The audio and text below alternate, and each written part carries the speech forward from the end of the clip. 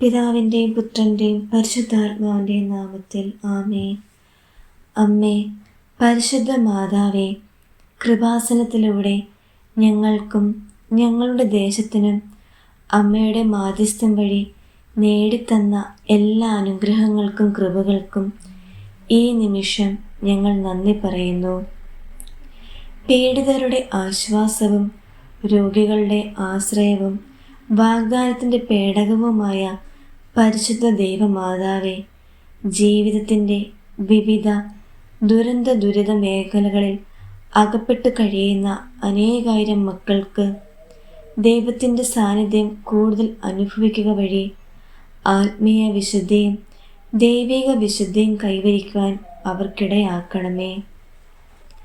സ്വർലോകരാജ്ഞിയായ പരിശുദ്ധ മറിയമേ, സകല കൃപാസന പ്രാർത്ഥനകളോടും ചേർത്ത് ഞങ്ങളിപ്പോൾ പ്രാർത്ഥിക്കുന്ന എല്ലാ പ്രാർത്ഥനാ യാചനകളും അങ്ങ് കേൾക്കുമാറാകണമേ.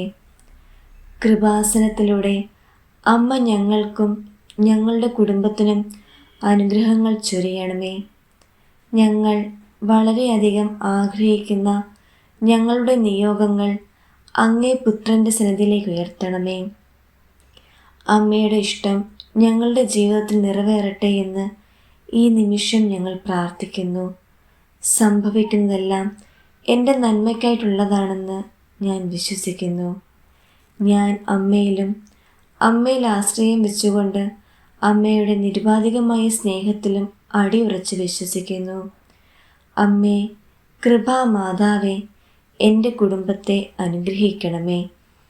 എല്ലാ തിന്മകളിൽ നിന്നും എന്നെയും എൻ്റെ കുടുംബത്തെയും കാത്തു പരിപാലിക്കണമേ. അമ്മയുടെ മധ്യസ്ഥത എൻ്റെ കുടുംബത്തിൽ സമാധാനവും ഐക്യവും കൊണ്ടുവരട്ടെ.